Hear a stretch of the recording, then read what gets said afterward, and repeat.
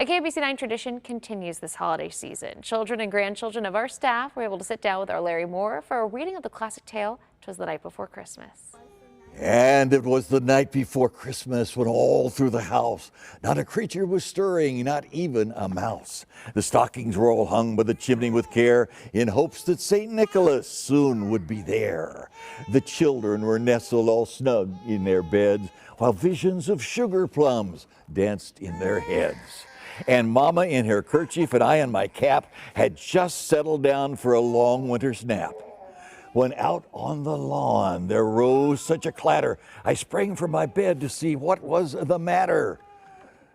Away to the window I flew like a flash, tore open the shutters and threw up the sash. The moon on the breast of the new fallen snow gave a luster of midday to objects below, when what to my wondering eyes should appear but a miniature sleigh and 8 tiny reindeer, with a little old driver so lively and quick, I knew in a moment it must be Saint Nick. More rapid than eagles his coursers they came, and he whistled and shouted and called them by name.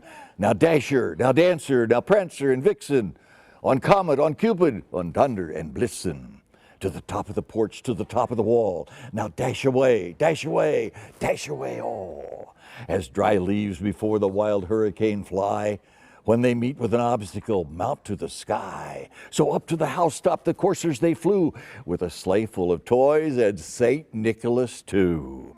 And then in a twinkling I heard on the roof the prancing and pawing of each little hoof. As I drew in my head and was turning around, down the chimney St. Nicholas came with a bound. He was dressed all in fur from his head to his foot, and his clothes were all tarnished with ashes and soot. A bundle of toys he had flung on his back, and he looked like a peddler just opening his pack. His eyes, how they twinkled, his dimples, how merry. His cheeks were like roses, his nose like a cherry. His droll little mouth was drawn up like a bow, and the beard on his chin was as white as the snow. The stump of a pipe he held tight in his teeth, and the smoke it encircled his head like a wreath.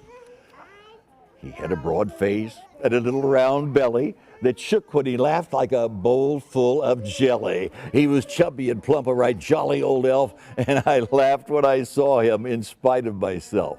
A wink of his eye and a twist of his head soon gave me to know I had nothing to dread. He spoke not a word, but went straight to his work and filled all the stockings, then turned with a jerk, and laying his finger aside of his nose and giving a nod, up the chimney he rose. He sprang to his sleigh, to his team gave a whistle, and away they all flew like the down of a thistle.